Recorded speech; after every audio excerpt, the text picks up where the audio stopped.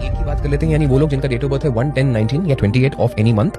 मूलांक एक इस समय पे बहुत एक अच्छे फेज से निकल रहे हैं, बहुत अच्छे ट्रांजिशन से निकल रहे हैं। क्यों? क्योंकि इस साल की शुरुआत देखें तो मूलांक एक के लिए बहुत धमाकेदार नहीं हुई थी, but they have kind of survived the year, और अब जाके उनके काम में थोड़ा सा मोमेंटम बनना शुरू हुआ है।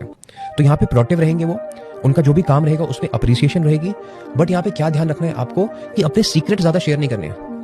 आपने कोई अपनी कॉन्फिडेंशियल बात किसी कॉलीग को बता दी, हो सकता है कि वो सीक्रेट लीक आउट हो जाए, आपने तो भरोसा करके बताया और वो आपके लिए कंट्रोवर्सी बन जाए।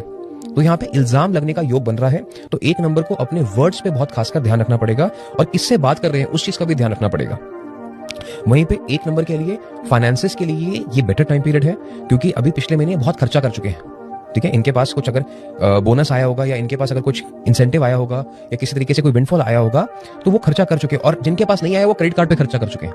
तो एक नंबर अभी थोड़ा सा प्रेशर में फील कर रहा है अपने ऊपर कि अब कर तो दिया, अब क्या करें फाइनेंशियली। तो यहाँ पे इनको अपने इस महीने को बहुत स्ट्रिक्ट होकर निकालना पड़ेगा, एक्सपेंसेस पे कंट्रोल करना पड़ेगा, नहीं तो ये इनका कर्जा बढ़ना शुरू हो जाएगा। ठीक है, तो अभी जो भी खर्चा करना है उसको बिल्कुल अवॉइड कर दे, बाहर से खाना पीना बंद कर दे। जो पैसा बच सकता है, अगर आमदनी अगर कम है तो खर्चा उससे कम करें। ठीक है, तो इनके लिए अच्छा रहेगा। ये जो समय इनके लिए कुछ सीखने के लिए बहुत अच्छा है, जैसे enrol in any type of course, बहुत अच्छा रहेगा। इनको मौका मिलता है सेंटर स्टेज पे जाने का। मान लीजिए कि आपको बॉस ने कहा कि अरे आप सबको एड्रेस कीजिए, टीम मीटिंग लीजिए, तो जरूर करें। इनके लिए बहुत इंपॉर्टेंट रहेगा, बिकॉज मौका क्या है कि आपके दरवाजे पर बार बार नहीं आता है। तो ये महीना जो है आपके लिए आउटशाइन करने का है। तो अगर आपने मौके को ग्रैब कर लिया तो आप बॉसेस की नजर में चमक जाएंगे। ठीक है, तो एक नंबर के लिए month of opportunity, at the same time balance your own words.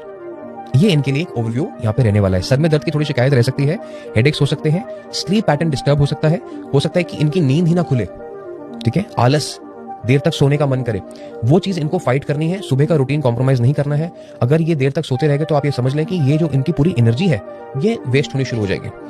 और एक नंबर क्या है कि बहुत जल्दी एंग्जाइटी में भी आ जाते हैं, बेचैन हो जाते हैं। यहाँ पे अगर आपके पास टाइम की कमी है, यू आर ऑलवेज रश्ड, तो ये फिर नेगेटिव बात करेंगे, गाली गलौज करेंगे, जो इनके लिए वापस से नेगेटिव होगा। तो अब्यूजिव लैंग्वेज इनके लिए बिग नो है। नॉनवेज अल्कोहल एक नंबर के लिए बिग नो है इस साल में, इस महीने में। थोड़ा सा इस चीज का इनको ध्यान रखना पड़ेगा। They need to purify their body and they need to purify their mind. ये इनका पूरा इस महीने का ट्रेंड रहने वाला है। रेमेडीज के तौर पे बात करूं मैं तो इनको लेना है एक ब्रास का ग्लास, उसमें पानी भरना है। सुबह हाथ में पानी को पकड़ना है दोनों हाथ से, ओम सुम सूर्याय नमः, ये 10 बार इनको चांट करना है और स्लोली ये पानी पीना है। ठीक है, अगर आपके पास सोने का सिक्का है तो आप नॉर्मली कांच का ग्लास लें, सोने का सिक्का डालें और सेम प्रोसेस उसके साथ करें, तो वो और बेटर रिजल्ट्स आपको देगा।